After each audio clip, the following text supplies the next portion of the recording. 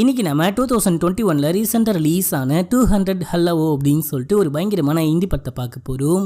இது ஒரு உண்மை சம்பவம். இதே சம்பவம் இந்தியாவில் உண்மையிலேயே நடந்திருக்கு. அங்கே என்ன விஷயம் நடந்திருக்கோ அதை அப்படியே படமாக எடுத்திருக்காங்க. ஒரு பயங்கரமான கொலை குற்றவாளியை கோர்ட்டுக்கு கூப்பிட்டுட்டு வராங்க. திடீர்னு பார்த்தா கோர்ட்டுக்குள்ளேயே 200 பெண்கள் புகுந்து அவனை சும்மா சல்லியாக நொறுக்கிட்டு செம்ம கொடூரமாக கொலை பண்ணிட்டு வந்த மாதிரி ஓடி போயிட்டுறாங்க. இப்போ இந்த கேஸை போலீஸ் எடுத்து விசாரிக்க ஆரம்பிக்கிறாங்க. கோர்ட்டுக்குள்ளேயே அப்படி ஒரு பயங்கரமான சம்பவம் நடந்திருக்கு அப்படின்னா கண்டிப்பாக இவனுக்கு பின்னாடி ஏதோ ஒரு பெரிய விஷயம் இருக்குது. அந்த விஷயத்தை கண்டுபிடிக்கணும். அது மட்டும் இல்லாமல் அந்த 200 பேரையும் கண்டுபிடிச்சி கண்டிப்பாக குற்றத்துக்கான தண்டனை வாங்கி கொடுக்கணும் அப்படின்னு சொல்லிட்டு போலீஸ் போராடுறாங்க. கடைசியில் கண்டுபிடிச்சாங்களா இல்லையா அப்படின்ற விஷயத்த செம்ம எமோஷ்னலாக சொன்ன படம் தான் இந்த 200 ஹல்லவோ. சரி வாங்க இந்த படத்தை டீட்டெயிலாக பார்க்கலாம். அதுக்குள்ளே நம்ம சேனலை சப்ஸ்கிரைப் பண்ணிக்கோங்க. பக்கத்தில் வர பெல்லையும் கிளிக் பண்ணிக்கோங்க. இந்த படத்துடைய ஸ்டார்டிங் சீனில் ஒரு கோர்ட்டை காமிக்கிறாங்க. கோர்ட்டு செம பரபரப்பாக இருக்குது. திடீர்னு பார்த்தா ஒரு 200 பெண்கள் அந்த கோர்ட்லேருந்து வெளியே ஓடிக்கிட்டு இருக்காங்க. அந்த கோர்ட்டுக்கு ஒரு அசிஸ்டன்ட் கமிஷனர் ஒரு கேஸ் விஷயமா வந்திருப்பாரு. அந்த அசிஸ்டன்ட் கமிஷனரையே தள்ளி விட்டு அந்த 200 பெண்கள் முகம் முழுக்க கர்ச்சீஃப் கட்டியிருக்காங்க, முகத்தை மூடி இருக்காங்க, கையில் பயங்கர ஷார்ப்பான ஆயுதங்கள்லாம் வச்சுக்கிட்டு அப்படியே பயங்கர வேகமாக வெளியே ஓடிக்கிட்டு இருக்காங்க. இவருக்கு என்னாச்சு அப்படின்னே புரியல. இவர் டக்குன்னு மேலே போயிட்டு பார்த்தா அங்கே இன்ஸ்பெக்டர், எஸ்ஐ, நிறைய போலீஸ்லாம் நிற்கிறாங்க. என்னாச்சு அப்படின்னு சொல்லிட்டு கேட்கும்போது எல்லா இடத்துலையுமே மிளகா பொடியை தூவி வச்சிருக்காங்க, நீங்கள் முகத்தை மூடிக்கிட்டு போங்க அப்படின்றாங்க. இவர் அப்படியே முகத்தை மூடிட்டு உள்ளக்குள்ளே போயிட்டு பார்த்தா ஒரு மொட்டையை சும்மா சதைச்சி வச்சிருக்காங்க. செம்ம கொடூரமாக கொலை பண்ணி வச்சிருக்காங்க. அவனுடைய பிரைவேட் பார்ட்டை முதல் கொண்டு அறுத்து தூக்கி போட்டு வச்சிருக்காங்க. காது ஒரு பக்கம் இருக்குது, கை ஒரு பக்கம் இருக்குது அப்படின்ற அளவுக்கு செம்ம கொடூரமாக கொலை பண்ணி வச்சிருக்காங்க. இப்போ இங்கே இந்த படத்துடைய பேரை போட்டு ஸ்டார்ட் பண்ணுறாங்க 200 ஹல்லவோ அப்படின்னு சொல்லிட்டு. இவனை எதுக்காக அந்த 200 பெண்கள் கொலை பண்ணாங்க அப்படின்ற விஷயத்த இந்த படத்துடைய எண்டிங்கில் செம்ம எமோஷ்னலாக சொல்லியிருப்பாங்க.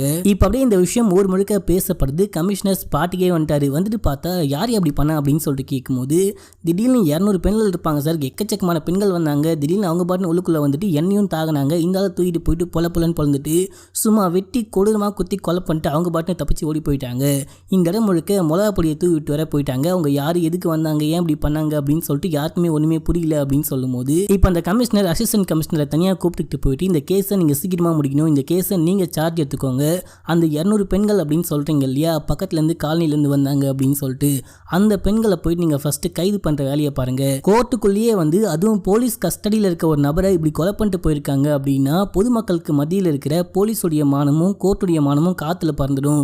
நீங்கள் சீக்கிரமாக அவங்களை அரெஸ்ட் பண்ணி ஆகணும் அப்படின்னு சொல்லிட்டு அவர் பாட்டு கிளம்பி போறாரு. இப்போ அப்படியே எங்கள் சீனை கட் பண்ணால் ஒரு காலனிக்குள்ளே காமிக்கிறாங்க. ஆஷா அப்படின்னு சொல்லிட்டு ஒரு பொண்ணை காமிக்கிறாங்க. அந்த பொண்ணு ஏதோ ஒரு ஹோட்டல் மேனேஜ்மெண்ட்டில் ஒர்க் பண்ணிட்டு இருக்கா போல. எனக்கு இன்னும் கொஞ்சம் லீவ் வேணும் அப்படின்னு சொல்லிட்டு லீவ் லெட்டர் எழுதினேருக்கும் போது அவங்க அம்மா இல்லைம்மா நீங்கள் இருக்கிறது சேஃப் கிடையாது, நீ சீக்கிரமாக கிளம்பி போயிடு, அவனுங்க வந்தானுங்க அப்படின்னா கண்டிப்பாக உன்னை சும்மா விட மாட்டானுங்க அப்படின்ற மாதிரி பேசினே இருக்கும்போது நான் போக மாட்டேமா அப்படின்னு சொல்லிட்டு இந்த பொண்ணு சொல்கிறா. இப்போ போலீஸ் காலனிக்குள்ளே வராங்க. உள்ளுக்குள்ளே எல்லா பெண்களும் எனக்கு முன்னாடி நிற்கணும் அப்படின்னு சொல்லிட்டு மைக்கில் பேச ஆரம்பிக்கிறாங்க. நிறைய பெண்கள் அப்படியே முன்னாடி நிற்கிறாங்க. ஒரு ஆண்கள் வந்தீங்கன்னா கூட தோலை ஊற்றி தொங்க விட்டுருவேன், ஆண்கள் யாரும் இந்த பக்கம் வரவே கூடாது, பெண்கள் மட்டும்தான் வரணும் அப்படின்னு சொல்லும்போது இப்போ அந்த காலனியில் இருக்க மொத்த பெண்களும் அப்படியே கொச்சன்னு முன்னாடி நிற்கிறாங்க. அந்த கோர்ட்டுக்குள்ளே புகுந்து அந்த மொட்டையை கொலை பண்ணது யாரு அப்படின்னு சொல்லிட்டு கேட்கும்போது எல்லாரும் அமைதியாக இருக்காங்க. இவரே உள்ளுக்குள்ளே போயிட்டு யார் திருன்னு முடிக்கிறா, யாரை பார்க்க சந்தேகமாக இருக்குது அப்படின்னு சொல்லிட்டு பார்க்கும்போது ஒரு 5 பேரை பார்க்குறாரு. பார்த்துட்டு இந்த 5 பேரை மட்டும் பிடிச்சிக்கிட்டு போங்க அப்படின்னு சொல்லிட்டு ரேண்டமாக ஒரு 5 பேரை செலக்ட் பண்ணி அப்படியே பிடிச்சிக்கிட்டு போகிறாங்க. இப்போ கூப்பிட்டு போயிட்டு பயங்கரமாக விசாரிக்கிறாங்க. இப்போ அப்படியே எங்கள் சீனை கட் பண்ணால் ஆஷா இருக்காங்க பார்த்தீங்களா, அவங்களுடைய ஆட்கள்லாம் கூப்பிட்டு போலீஸ் ஸ்டேஷனுக்கு நீங்கள் எப்படி அவங்கள வாரண்டே இல்லாமல் அரெஸ்ட் பண்ணி கூப்பிட்டு போக முடியும், அதான் அவங்களுக்கு எதிராக எந்த சாட்சியும் ஆதாரமும் இல்லை, எதுக்கு உள்ளுக்குள்ளே வச்சிருக்கீங்க, எதுக்கு டார்ச்சர் பண்ணுறீங்க அப்படின்னு சொல்லிட்டு கேட்கும்போது டக்குன்னு ஒரு கான்ஸ்டபிள் நீ ஒரு கீழ் ஜாதி பொண்ணு எங்களையே எதிர்த்து கேள்வி கேட்குறியா, அதுவும் போலீஸ் ஸ்டேஷனுக்குள்ளேயே கேள்வி கேட்பியா அப்படின்னு சொல்லிட்டு காதா மட்டும் அடிக்கிறாங்க. நாங்கள் தலித் அப்படின்ற ஒரே காரணத்துக்கு அப்படிலாம் பண்ணாதீங்க, அவங்க எந்த தப்பும் பண்ணலாம், அவங்கள வெளியே விடுங்க அப்படின்னு சொல்லும்போது அங்கே இருக்கிற இன்னொரு கான்ஸ்டபிள் நீங்கள் நின்று பேசுறதுல எந்த பிரயோஜனமும் இல்லைம்மா, நீ வீட்டுக்கு போ, கோர்ட்டில் பார்த்துக்கோ அப்படின்ற மாதிரி சமாளித்து அமுச்சு வைக்கிறாங்க. இப்போ அப்படியே இந்த போலீஸ் ஸ்டேஷனுக்குள்ளே காமிக்கிறாங்க. பொண்ணுங்களை கூப்பிட்டு வந்தாங்க பார்த்தீங்களா, பொண்ணுங்க பாட்டிங்க எல்லாருமே சேர்த்து ஒரு 5 பேர் கூப்பிட்டு வந்திருப்பாங்க.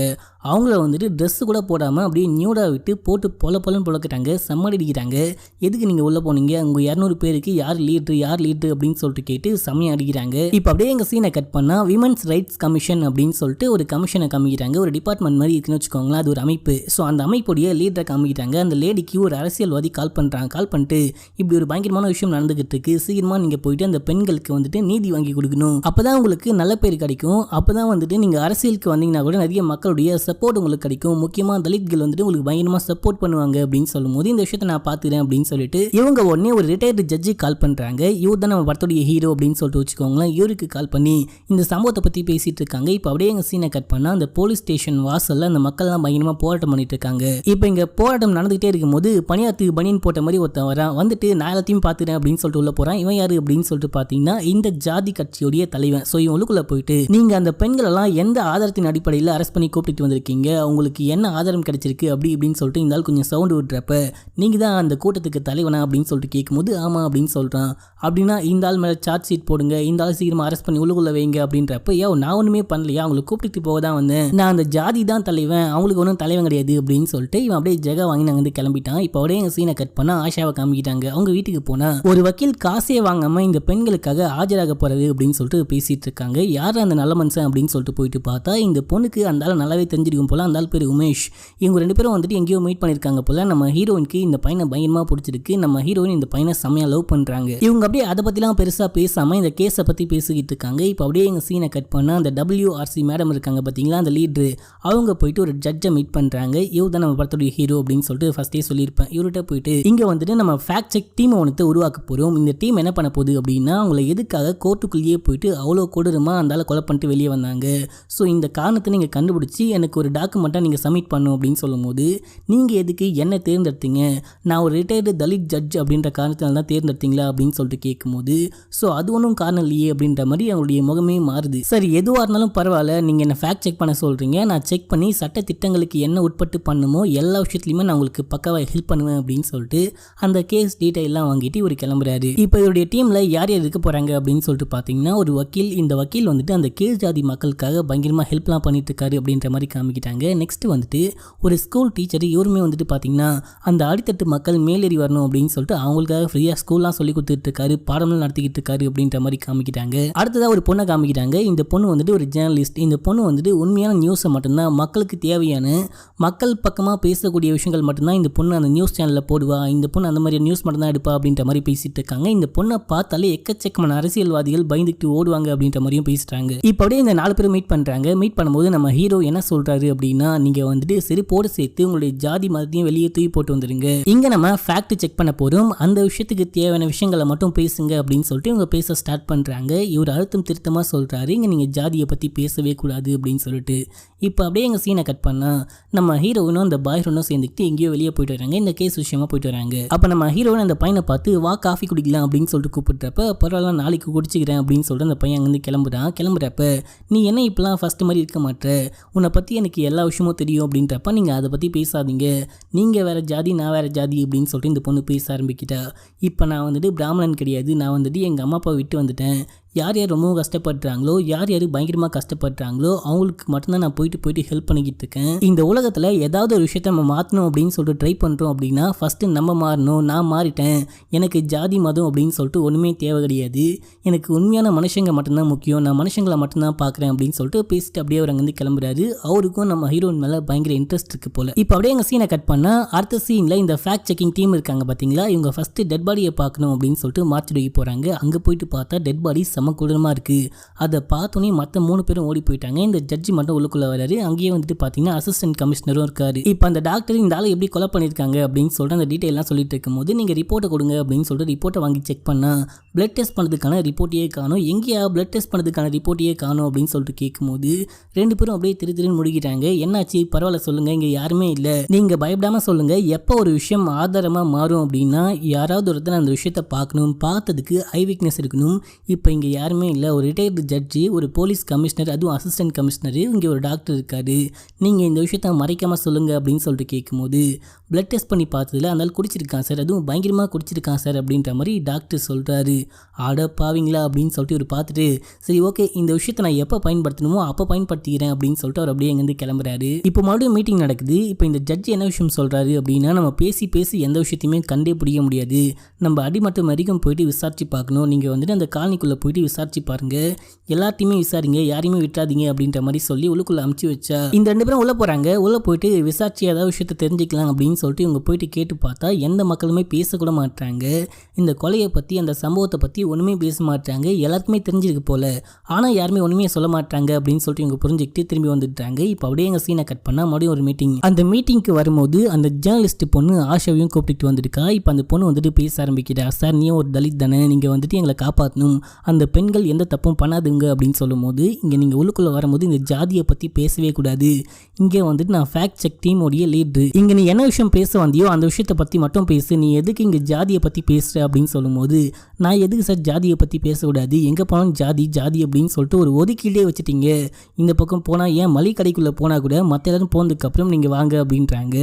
எங்களை நீங்க அந்த அளவுக்கு ஒதுக்கி வச்சிருக்கீங்க, ஆனா நீங்க ஜாதியை பத்தி பேசக்கூடாது அப்படின்றீங்க. சட்ட புத்தகத்தை படிச்சு மனப்பாடம் பண்ணி கரைச்சி குடிச்சா மட்டும் போதாது, அதை அமலும் படுத்தணும் சார் அப்படின்னு சொல்லிட்டு இந்த பொண்ணு பாட்டினா வந்து கிளம்பிடுறா. இப்போ இவருக்கே அப்படியே செருப்பாளச்ச மாதிரி இருக்கு.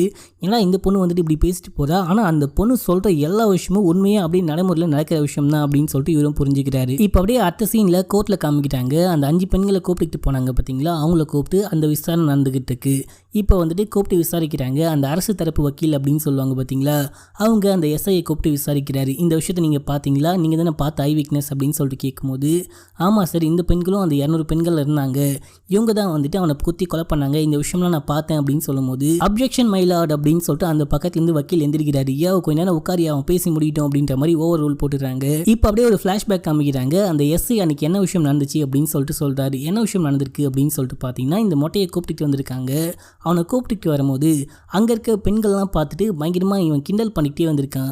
என்னடி நைட்டுக்கு நீதா வரணும் அப்படின்னு சொல்லிட்டு செலெக்ஷன் பண்ணிக்கிட்டே போயிட்டு இருக்கான். அந்த பெண்கள்லாம் பயங்கரமாக செம்ம காண்டோட இருக்க மாதிரி காமிக்கிறாங்க. அப்படியே இவனை உள்ளுக்குள்ள கூப்பிட்டு போயிட்டு உட்கார வச்சதுக்கு அப்புறம் திடீர்னு பார்த்தா எக்கச்சக்கமான பெண்கள் வராங்க. உள்ளுக்குள்ள வந்துட்டு இங்கே இருக்க எல்லாரையுமே தாக்கிட்டு அவனை தூக்கி போட்டு பொலன்னு பொழந்துட்டு அப்படியே குத்தி கிண்டுறாங்க. செம்மையாக அவனை செம்ம கொடூரமாக கொலை பண்ணிட்டு வந்த வேகத்திலேயே அங்கேருந்து ஓடி போயிட்டாங்க. இந்த விஷயம் எல்லாமே ஒரு 10 செகண்ட் நடந்துச்சு அப்படின்ற மாதிரி காமிச்சிருப்பாங்க. இப்போ அப்படியே இந்த விஷயத்த ஜட்ஜி நோட் பண்ணிக்கிறாரு. இதே டைமில் அந்த வக்கீல் இருக்காரு பார்த்தீங்களா, அவர் போயிட்டு அந்த எஸ்ஐயை விசாரிச்சுக்கிட்டே இருக்கும்போது நம்ம ஹீரோ உள்ளுக்குள்ளே வராரு. இவர் செம பாப்புலரான ஒரு மரியாதைக்குரிய மனிதர் அப்படின்ற மாதிரி காமிச்சிருப்பாங்க. இவர் கோர்ட்டுக்குள்ளே வந்தவொடனே அங்கே இருக்க எல்லாருமே எந்திரிச்சு நின்று வணக்கம் வைக்கிறாங்க. பரவாயில்ல, ஸ்டார்ட் பண்ணுங்க அப்படின்னு சொல்லிட்டு ஒரு போய்ட்டு உட்காந்துட்டாரு. இப்போ கடைசியாக வந்துட்டு விசாரிச்சு முடிச்சதுக்கு அப்புறம் இந்த 5 பேரும் அந்த 200 பேர்ல சம்மந்தப்பட்டிருக்காங்க, கொலை பண்ணது தப்பு தான் அப்படின்னு சொல்லிட்டு இவங்களுக்கு ஆயுள் தண்டனை கொடுத்துருவாங்க. இங்க எல்லாருக்குமே செம வருத்தமா இருக்கும். அந்த பெண்கள்லாம் ரொம்பவும் கஷ்டப்பட்டிருப்பாங்க. இப்போ அப்படியே எங்க சீனை கட் பண்ணா அந்த ஜட்ஜி வீட்டுக்கு போயிட்டு செம்மையா அழுதுகிட்டு இருக்காரு. இங்கே வந்துட்டு நியாயம் காப்பாற்றப்படலை, இங்கே வந்துட்டு சட்டத்தை தவறாக பயன்படுத்திருக்காங்க அப்படின்ற மாதிரி சொல்லி செம்மையாக ஃபீல் பண்ணி அழுதுகிட்டு இருக்காரு. இப்போ அப்படியே இந்த ஜெயிலில் காமிக்கிறாங்க. ஜெயிலில் அந்த யூனிஃபார்ம்லாம் கொடுத்து அனுப்புவாங்க பார்த்தீங்களா. ஸோ அப்போ அங்கே இருக்க ஒரு பொண்ணு சொல்லுவா, இங்கே வந்துட்டு எந்த ஜாதியுமே கிடையாதுமா, இங்கே மேல் ஜாதியும் கிடையாது கீழ் ஜாதியும் கிடையாது, இங்கே எல்லாருமே சமம் தான் அப்படின்னு சொல்லும்போது அப்படியே செம கோஸ் பம்ஸாக இருக்கும் இந்த சீன்லாம். இப்போ அப்படியே எங்கள் சீனை கட் பண்ணுறாங்க. அடுத்த சீனில் ஜட்ஜி அவருடைய டீமை கூப்பிட்டுட்டு அந்த ஜெயிலுக்கே வர்றாரு. ஜெயிலுக்கு வந்துட்டு இந்த பாட்டியை கூப்பிட்டு விசாரிக்க ஆரம்பிக்கிறாரு. அவங்க பெருசாக ஒன்றுமே சொல்ல மாட்டாங்க. இப்போ உங்களால் ஒன்றுமே மாற்ற முடியாது, இப்போதான் எங்களுக்கு ஆயுள் தண்டனை கொடுத்துட்டாங்க இல்லையா அப்படின்னு சொல்லும்போது, இதுக்கப்புறமா மாற்றத்துக்கான நிறைய வாய்ப்பு இருக்குது அப்படின்னு சொல்லிட்டு வீட்டில் உங்கள் பேத்தி வந்துட்டு ஃபர்ஸ்ட் கிளாஸில் பாஸ் பண்ணியிருக்கலாம், உங்களுக்கு வந்துட்டு ஸ்வீட் கொடுத்து அமைச்சிருக்கா அப்படின்னு சொல்லும்போது இவங்க ஸ்வீட்டை வாங்கி சாப்பிட்டு அப்படியே செம்மையாக அழுகிறாங்க. சரி ஓகே, அன்றைக்கி என்ன விஷயம் ஆச்சு, நீங்கள் எப்படி இல்லை சம்மந்தப்பட்டீங்க அப்படின்னு சொல்லிட்டு கேட்கும்போது இவங்க அப்படியே ஒரு ஃப்ளாஷ்பேக்கை சொல்ல ஆரம்பிக்கிறாங்க. இப்போ அந்த ஃப்ளாஷ்பேக்கில் என்ன விஷயம் ஆயிருக்கும் அப்படின்னா, இவங்க வந்துட்டு கடைக்கு போயிட்டு வந்துட்டு இருப்பாங்க. அந்த டைமில் இவங்க பொண்ணை வந்துட்டு ஒருத்தன் தப்பாக இது பண்ணியிருப்பான். அந்த பொண்ணு போலீஸ் ஸ்டேஷனுக்கு போகிறேன் அப்படின்னு சொன்னதுக்கப்புறம் அந்த பொண்ணு அந்த மொட்டையனுடைய ஆட்களும் இருக்காங்க பார்த்தீங்களா, இவங்க வந்துட்டு மேல் ஜாதிக்காரனுங்க. இவனுங்க வந்துட்டு இந்த பொண்ணை அப்படியே வெட்டிக்கிட்டே போகிறானுங்க. அவ்வளோ பொதுமக்கள் இருக்காங்க, எக்கச்சக்கமான மக்கள் இருக்காங்க, ஒரு வார்த்தை கூட கேட்க மாட்டாங்க. இப்போ இந்த பொண்ணு அப்படியே பயந்துக்கிட்டு ஓடிக்கிட்டே இருக்கா. அந்த மொட்டையன் வந்துட்டு அவ்வளோ பேர் முன்னாடி இந்த பொண்ணை ரேப் பண்ணிட்டு இந்த பொண்ணை அங்கேயே கொலை பண்ணிட்டு, இப்போ நீங்கள் யார் சாட்சி சொல்ல வரீங்க அப்படின்னு சொல்லிட்டு கேட்கும்போது அத்தனை பேரும் மலமாடு மாதிரி அப்படியே நிற்கிறானுங்க. இந்த அம்மாக்காரி செம்மையாக அழுகிறா. இந்த விஷயம் தான் ஆச்சு அப்படின்னு சொல்லும்போது இங்கே நம்ம ஜட்ஜுக்கே கண்ணிலேயே தண்ணி வந்துடும். என்னமா சொல்கிற, இவ்வளோ விஷயம் நடக்குதா, இந்த காலத்தில் போயிட்டு இப்படி ஒரு விஷயம் நடக்குதா அப்படின்ற மாதிரி ஒரு யோசிக்கிறாரு. இவ்வளோ விஷயம் நடக்குது, ஆனால் போலீஸ் கண்டுக்கவே மாட்டேங்குது, இவங்களும் வந்துட்டு பெருசாக கம்ப்ளைண்ட் கொடுக்க மாட்டாங்களே அப்படின்ற மாதிரி யோசிக்கிறாரு. இப்போ அப்படியே எங்கள் சீனை கட் பண்ணுறாங்க. இப்போ அப்படியே அந்த ஜாதி கட்சி தலைவனை காமிக்கிறாங்க. அவன் நெக்ஸ்ட் வரப்போகிற எலெக்ஷனுக்கு பிரச்சாரம் பண்ணிக்கிட்டு இருக்கான். அவனை போயிட்டு மீட் பண்ணி ஏதோ ஹெல்ப் கேட்கலாம் அப்படின்னு சொல்லிட்டு ஹீரோயினும் அந்த பையனை போகிறாங்க. போயிட்டு நீங்கள் மட்டும் ஹெல்ப் பண்ணுங்க அப்படின்னா கண்டிப்பாக மேல் கோர்ட்டில் அப்பீல் பண்ணலாம், கண்டிப்பாக அவங்கள வெளியே கூப்பிட்டு வந்துடலாம் அப்படின்னு சொல்லும்போது, இதெல்லாம் என்னால் எந்த ஹெல்ப்பும் பண்ண முடியாது, அதை வந்துட்டு தீர்ப்பு கொடுத்துட்டாங்க இல்லையா, நீங்கள் போயிட்டு அந்த தீர்ப்பை மதித்து நடக்கிற வேலையை பாருங்கள், எனக்கு நிறைய வேலை இருக்குது அப்படின்னு சொல்லிட்டு அவங்க வந்து கிளம்பிட்டான். இவங்களுக்கா செம்ம கடுப்பாக இருக்குது. இவன் ஓட்டு கேட்க மட்டும் கரெக்டாக ஜாதி பேரை சொல்லிட்டு உள்ளே வந்துட்டான். ஆனால் பிரச்சனை வந்தால் மட்டும் ஹெல்ப் பண்ண மாட்டான். எல்லா அரசியல்வாதிகளும் அப்படி தான் இருக்காங்க அப்படின்னு சொல்லிட்டு இவங்க கிளம்பிட்டுறாங்க. இப்போ அப்படியே இந்த போலீஸ் ஸ்டேஷனில் காமிக்கிறாங்க. கமிஷனர் விசாரிச்சுக்கிட்டு இருக்காரு. என்னையா பண்ணிட்டு இருக்காங்க அந்த ஃபேக்ட் செக்கிங் டீம் அப்படின்னு சொல்லிட்டு கேட்கும்போது, அவங்க இது வரைக்கும் ஒன்றுமே கண்டுபிடிக்கல சார் அப்படின்னு சொல்லிட்டு அந்த அசிஸ்டன்ட் கமிஷனர் பேசிக்கிட்டு இருக்கான். அந்த ஜட்ஜ் இருக்கானே அந்த ஆள் ஒரு பயங்கரமான ஆள், அந்த ஆள் நீ ஃபாலோ பண்ணு, அந்த ஆள் நினச்சான் அப்படின்னா கண்டிப்பாக அந்த 200 பேரை காப்பாற்றுறதுக்கு கூட வாய்ப்பு இருக்குது, அந்த ஆளை க்ளோஸாக ஃபாலோ பண்ணிக்கிட்டே இரு, அவங்கள வந்துட்டு நம்ம எந்த காரணத்துக்குன்னு வெளியே விட்டவே கூடாது, போலீஸ் கஸ்டடியில் இருக்கக்கூடிய அதுவும் கோர்ட்டுக்குள்ளேயே வந்து கொலை பண்ணிட்டு போகிறாங்க அப்படின்னா அவங்கள மட்டும் நம்ம விட்டவே கூடாது அப்படின்னு சொல்லிட்டு இந்த ஆள் பேசிகிட்டு இருக்கான். இப்போ அப்படியே எங்கள் சீனை கட் பண்ணால் நம்ம ஜட்ஜி வந்துட்டு அவருடைய டீமை கூப்பிட்டுக்கிட்டு ஒரு காலனிக்குள்ளே இருக்க ஒரு பொண்ணுடைய வீட்டுக்கு போகிறாங்க. அந்த பொண்ணுடைய வீட்டுக்கு போயிட்டு என்ன விஷயம் ஆச்சு அப்படின்னு சொல்லிட்டு கேட்கும்போது, இப்போ அப்படியே ஒரு பொண்ணு எல்லா விஷயத்தையுமே சொல்ல ஆரம்பிக்கிறா. அது நமக்கு ஒரு ஃப்ளாஷ்பேக்காக காமிக்கிறாங்க. இந்த மொட்டை இருக்கா பார்த்தீங்களா, ஒரு மேல் ஜாதிக்காரர். அது மட்டும் இல்லாமல் எக்கச்சக்கமான அரசியல்வாதிங்க போலீஸுடைய சப்போர்ட் இவனுக்கு இருக்கும். இவன் அந்த விஷயத்தெல்லாம் பயன்படுத்திக்கிட்டு இவனுடைய ஆட்களும் இவனும் சேர்ந்துக்கிட்டு அந்த காலனிக்குள்ளே பார்க்குற பொண்ணுங்களாம் தூயின் போயிட்டு ரேப் பண்ணியிருக்காங்க. கேட்க வர எல்லாரையுமே சாகடிச்சிருக்காங்க. அப்படிதான் வந்துட்டு இவனுக்கு ஒரு சட்டம் போட்டு வச்சிருக்காங்க. இந்த காலனிலேருந்து டெய்லி ஏதாவது ஒரு பொண்ணு என் வீட்டுக்கு வந்தே ஆகணும், அப்படி இல்லை அப்படின்னா நானும் என்னுடைய ஆட்களும் வந்துட்டு இங்கே நிறைய பொண்ணுங்களை தூக்கிட்டு போயிட்டு நாசம் பண்ணுறோம் அப்படின்னு சொல்லிட்டு ஒரு சட்டம் போட்டு வச்சிருப்பாங்க. அதுக்கேற்ற மாதிரியே அன்றைக்கி நைட்டு நம்ம ஹீரோன் ஊருக்கு வந்திருப்பாங்க. ரொம்ப வருஷம் கழிச்சு ஊருக்கு வந்திருப்பாங்க. அந்த ஆஷா இருக்காங்க பார்த்தீங்களா, அவங்க தான். அவங்க ஊருக்கு வந்ததுக்கப்புறம் இந்த பொண்ணு நம்ம ஹீரோனுடைய ஃப்ரெண்டு. ஸோ ஃப்ரெண்டு வீட்டுக்கு போயிட்டு விசாரிச்சுக்கிட்டே இருக்கும்போது அங்கே அந்த அம்மாவும் சேர்ந்துக்கிட்டு இந்த பொண்ணும் சேர்ந்துக்கிட்டு இவங்களுக்கு ஒரு தங்கச்சி இருப்பாங்க. அந்த பொண்ணுடைய வாழ்க்கையை காப்பாற்றணும் அப்படின்னு சொல்லிட்டு, அம்மா இன்னைக்கு நைட் நான் போகிறேன் அப்படின்னு சொல்லிட்டு பேசிகிட்டு இருக்காங்க.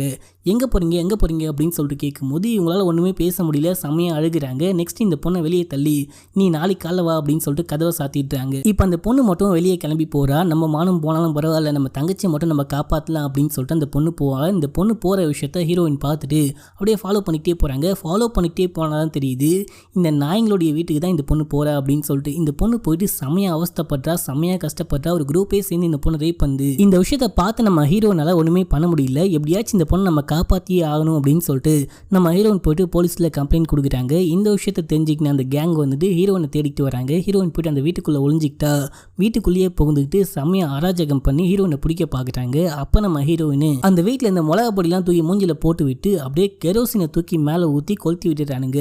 அப்படியே பத்திக்கிட்டு எரியறப்ப பயந்துக்கிட்டு வெளியே போயிட்டு கீழெல்லாம் உருள்றானுங்க. இந்த சமயம் தான் பயன்படுத்திக்கிட்டு எக்கச்சக்கமான மக்கள் சேர்ந்துக்கிட்டு அவனை போட்டு புரட்டி எடுக்கிறாங்க. அவனுங்க பயந்துக்கிட்டு ஓடி போயிட்டானுங்க.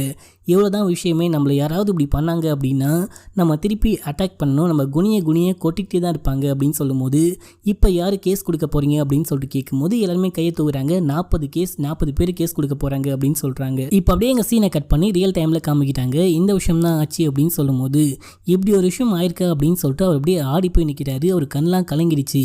வீட்டுக்கு போயிட்டு இந்த விஷயத்தை பற்றி பேசி நம்ம உலகம் இப்படி இருக்குது, நம்ம இந்தியா அப்படி இருக்குது அப்படின்னு சொல்லி பயங்கரமாக அழுகிறாரு. இப்போ அப்படியே எங்கள் சீனை கட் பண்ணால் அந்த வக்கீலையும் நம்ம ஹீரோனையும் காமிக்கிறாங்க. ஹீரோன் கிட்ட வக்கீல் பேசிக்கிட்டு இருக்கான். நான் வந்துட்டு எல்லா விஷயத்தையுமே ரெடி பண்ணிட்டேன், எல்லா ஆதாரங்களையும் ரெடி பண்ணிட்டேன், நம்ம மேல்முறையீடு பண்ணலாம், நம்ம வந்துட்டு ஹைகோர்ட்டில் அப்பீல் பண்ணுறான் அப்படின்ற மாதிரி அவன் பேசிக்கிட்டு இருக்கான். அப்போ ஹீரோயின் சொல்கிறாங்க, இந்த கேஸ் மட்டும் முடிக்கிட்டேன், ஒரு முக்கியமான விஷயம் நான் அவன்கிட்ட பேசணும் அப்படின்னு சொல்லும்போது நானும் பேசணும் அப்படின்னு சொல்லிட்டு அந்த பையன் சொல்கிறான். 2 பேரும் வந்துட்டு தன்னுடைய காதலை பற்றி பேச போகிறாங்க அப்படின்னு சொல்லிட்டு தெரியுது. இப்போ நம்ம ஹீரோன் அங்கேருந்து கிளம்பி போனதுக்கு அப்புறம் இந்த பையனை 2 பேரும் வந்து மீட் பண்ணுறாங்க. மீட் பண்ணிட்டு எங்ககிட்ட ஒரு பயங்கரமான ஆதாரம் இருக்குது அப்படின்னு சொல்லும்போது, அது என்னன்னு காமிங்க அப்படின்னு சொல்கிறாரு. இதில் நான் எதுவாக இருந்தாலும் பணத்துக்கு தான் கொடுப்பேன் அப்படின்னு சொல்லிட்டு இவங்க பணத்தை பற்றி பேசிகிட்டு இருக்காங்க. அதுக்கு நம்ம ஹீரோ அவங்க கிட்ட, இவங்களே பயங்கர கஷ்டப்படுற மக்கள், நானே ஃப்ரீயாக தான் ஹெல்ப் பண்ணிட்டு இருக்கேன், நீங்கள் எதுக்காக பணம் கேட்குறீங்க அப்படின்னு சொல்லிட்டு அந்த ஆதாரத்தை பற்றி பேசிகிட்டு இருக்கிறப்ப இப்போ அங்கே என்ன விஷயம் ஆச்சு அப்படின்லாம் காமிக்கல.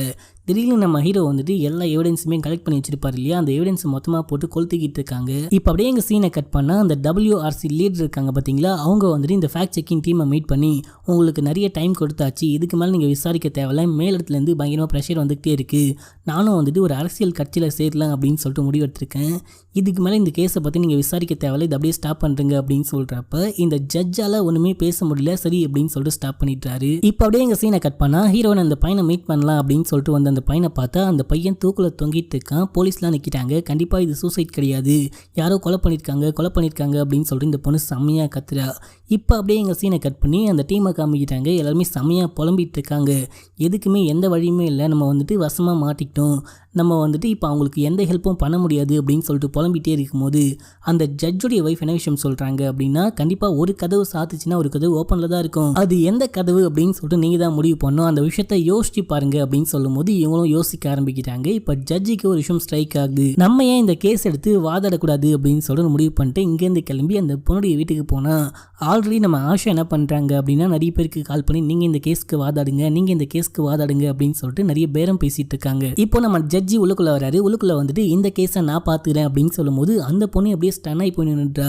நீங்களா அப்படின்னு சொல்லிட்டு கேட்கும்போது ஆமா நான் பாத்துக்கிறேன் அப்படின்னு சொல்லிட்டு ஒரு கிட்ட வந்துட்டு நீ அன்னைக்கு ஜாதியை பத்தி பேசும்போது நான் வந்துட்டு கொஞ்சம் டென்ஷன் ஆயிட்டேன், சாரி என்ன மன்னிச்சுக்கோ அப்படின்னு சொல்லிட்டு அந்த வக்கீல் இறந்து போயிருப்பான் பாத்தீங்களா, அதுக்கும் சேர்த்து மன்னிப்பு கேட்கிறாரு. இப்போ இந்த கேஸை நம்ம ஜட்ஜி ரீஓபன் பண்ணதுனால அப்படியே செமையா பேசப்படுது. எல்லாருமே பரபரப்பா பேசிட்டு இருக்காங்க. இந்த கேஸை ரீஓபன் பண்ணிட்டாரு அப்படின்னு சொல்லிட்டு. இப்போ இந்த கேஸ் கோர்ட்ல நடந்துகிட்டு இருக்கு. நம்ம ஜட்ஜி நம்ம ஹீரோ இருக்காரு பாத்தீங்களா, அவரு வக்கீலா வந்துட்டு இந்த கேஸை நடத்துறாரு. இப்போ ஃபர்ஸ்ட் ஒருத்தன் வந்திருப்பான் இல்லையா, அந்த விக்னஸ் நான் விசாரிக்கணும் அப்படின்னு சொல்லிட்டு கூப்பிட்டு வச்சு நீ பாத்தியாப்பா அப்படின்னு சொல்லிட்டு கேட்கும்போது நான் பார்த்தேன் அப்படின்னு சொல்றான். அதெல்லாம் சரி நீ என்ன பிசினஸ் பண்ணிட்டு இருக்க அப்படின்னு சொல்லிட்டு கேட்கும்போது நான் எக்ஸ்போர்ட் அண்ட் இம்போர்ட் அப்படின்ற மாதிரி சொல்றான். அவன் பயங்கரமா வளர்றான். இந்த விஷயத்த பார்த்ததுக்கு அப்புறம் நீ எதுக்கு வந்த அப்படின்னு சொல்லிட்டு நான் சொல்றேன். இவன் மேல எக்கச்சக்கமான கொலை மற்றும் கற்பழிப்பு வழக்கு இருக்கு. ஸோ அந்த வழக்கை விசாரிக்கணும் அப்படின்னு தான் கோர்ட்டு கூப்பிட்டு வந்திருக்காங்க. அந்த 200 பேரை முகத்தை மூடிட்டு தான் உள்ள வந்தாங்க. அந்த 200 பேர்ல 5 பேரை மட்டும் இவன் கரெக்டா பார்த்தான் அப்படின்றத நம்பவே முடியல அப்படின்ற மாதிரி சொல்லும் போது சரி ஓகே அப்படின்னு சொல்லிட்டு அவனை அமுச்சு வச்சுட்டு அதுக்கப்புறம் அந்த எஸ்ஐயை கூப்பிட்டு விசாரிக்கிறாங்க. அந்த எஸ்ஐ என்ன விஷயம் சொல்றான் அப்படின்னா நானும் பார்த்தேன் அப்படின்ற மாதிரி சொல்றான். சரி ஓகே இவன் நீங்க எப்போ அரெஸ்ட் பண்ணீங்க, எதுக்காக அரெஸ்ட் பண்ணீங்க அப்படின்னு சொல்லிட்டு கேட்கும்போது அவன் மேல 40 கம்ப்ளைண்ட் ஃபைல் ஆச்சு. இவன் ஆக்சுவலா என்ன பண்ணிட்டு இருந்தான் அப்படின்னா சின்ன ரவுடித்தனம் பண்ணிட்டு இருப்பான். அடிக்கடி நாங்கள் போயிட்டு வான் பண்ணிட்டு வருவோம். அன்னைக்கு மட்டும் பார்த்தீங்கன்னா 40 கற்பழிப்பு வழக்குகள் ஃபைல் ஆச்சு. ஸோ அதனால தான் அரெஸ்ட் பண்ணுவோம் அப்படின்னு சொல்லும் போது அப்படின்னா மக்கள் கிட்ட இருந்து இவனை காப்பாற்ற அரெஸ்ட் பண்ணுங்க அப்படின்னு சொல்லிட்டு நம்ம ஜட்ஜி கேட்கிறாரு. அப்படிலாம் ஒன்றும் இல்லை சார், அவன் மேலே கம்ப்ளைண்ட் வந்துச்சு அதான் அரெஸ்ட் பண்ணும் அப்படின்ற மாதிரி ஒரு நியாயமாக பேசிட்டாரான். சரி ஓகே அவன் நீங்கள் எத்தனை நாள் கஸ்டடியில் வச்சிருந்தீங்க அப்படின்னு சொல்லிட்டு கேட்கும்போது 10 நாள் அப்படின்னு சொல்கிறான். சரி அந்த 10 நாளும் அவனுக்கு சாப்பாடு யார் வாங்கி கொடுத்தா அப்படின்னு சொல்லிட்டு கேட்கும்போது அவன் பயங்கரமாக புலம்பிட்டு சரி ஓகே நம்ம மாட்டிக்கிட்டோம் வேறு வழி இல்லை அப்படின்னு சொல்லிட்டு நான் தான் வாங்கி கொடுத்தேன் அப்படின்னு சொல்கிறான். சரி நீங்கள் தான் வாங்கி கொடுத்தீங்க அப்படின்னா அவன் இங்கே வரத்துக்கு முன்னாள் என்ன விஷயம் சாப்பிட்டேன் அப்படின்னு சொல்லிட்டு கேட்டால் ஞாபகம் இல்லை அப்படின்ற மாதிரி ஒரு மழுப்பிடுறாரு. சரி எல்லாம் சரி இவனுடைய பிளட் சாம்பிள் எங்கே அப்படின்னு சொல்லிட்டு கேட்கும்போது இவர் பயங்கரமாக முழிக்கிறாரு. சரி நீ வா அப்படின்ற மாதிரி அந்த அசிஸ்டன்ட் கமிஷனரை கூப்பிட்டு வச்சு இங்கே கொலை செய்யப்பட்டவனுடைய அந்த பிளட் சாம்பிள் எங்கே அப்படின்னு சொல்லிட்டு கேட்கும்போது இவர் அப்படியே யோசிக்கிறாரு. இப்போ அந்த ஃப்ளாஷ்பேக் இவருக்கு ஞாபகத்துக்கு வந்துட்டு போகுது. பிளட்ல வந்துட்டு நிறைய ஆல்கஹால் இருந்துச்சு அப்படின்னு சொல்லியிருப்பாங்க பார்த்தீங்களா, அந்த விஷயம் வந்துட்டு போகுது. இப்போ இவர் சொல்றாரு பிளட்ல ஆல்கஹால் இருந்துச்சு அப்படின்ற காரணத்தினால தான் இவருடைய பிளட் சாம்பிள் எடுக்கல, பார்த்துக்கோங்க இந்த அளவு தான் நம்ம போலீஸ்காரங்களாம் இருக்கிறாங்க அப்படின்னு சொல்லிட்டு அந்த பிளட் சாம்பிளை இவர் கலெக்ட் பண்ணி அந்த ரிப்போர்ட்டை கொண்டுட்டு வந்திருப்பாரு. அந்த ரிப்போர்ட்டை சப்மிட் பண்றாரு. இங்க நல்லா தெரியுது நம்ம அசிஸ்டன்ட் கமிஷனருக்கு வேலை போகும்போது வசமா மாட்டிட்டாரு அப்படின்னு சொல்லிட்டு டங்கு வரை கீஞ்சி போச்சு அப்படின்ற மாதிரி தான் காமிக்கிட்டாங்க. இப்போ நெக்ஸ்ட் சீன்ல என்ன விஷயம் ஆகுது அப்படின்னு சொல்லிட்டு பாத்தீங்கன்னா அந்த பப்ளிக் ப்ராசிக்யூட்டர் இருப்பாரு பாத்தீங்களா, அவரு எந்திரிச்சு சார் இவங்க கொலை பண்ணாங்களா இல்லையா, இவங்க தானே கொலை பண்ணாங்க, அந்த 200 பேர்ல இவங்களும் தானே அப்படின்னு சொல்லிட்டு கேட்கும்போது டக்குன்னு அந்த பாட்டி எந்திரிச்சு ஆமாயா நான் தான் கொலை பண்ணேன் அப்படின்ற மாதிரி அவங்க கத்திட்டாங்க. லைட்டா உணர்ச்சி வசப்பட்டாங்க. அவள் தான் இவங்க வசமா மாட்டிக்கிட்டாங்கடா அப்படின்னு சொல்லிட்டு நம்ம யோசிக்கும் போது டக்குன்னு வெளியே வந்து எல்லா பொம்பளைங்களும் ஓடி வராங்க. ஓடி வந்துட்டு நாங்க தான் பண்ணும் அப்படின்னும் போது இந்த ஜட்ஜி மட்டும் இல்லாம அங்க உட்காந்துட்டு இருக்காரு பார்த்தீங்களா ஜட்ஜி, அவரும் அப்படியே செமையா ஆச்சரியப்பட்டு பார்த்துட்டு இருக்காரு. அப்படியே ஆடி போய் நிற்கிறாரு. இங்க இந்த படத்துடைய ஸ்டோரியை முடிக்கிறாங்க. இந்த படத்தை பார்த்து முடிக்கும் போது உங்களுக்கு என்ன ஃபீல் ஆகுது அப்படின்னு சொல்லிட்டு மறக்காம கீழே கமெண்ட் பண்ணுங்க. அப்படியே நம்ம சேனலையும் சப்ஸ்கிரைப் பண்ணிட்டு பக்கத்தில் வர பெல்லையும் கிளிக் பண்ணுங்க. ஓகே ஃப்ரெண்ட்ஸ், பாய்.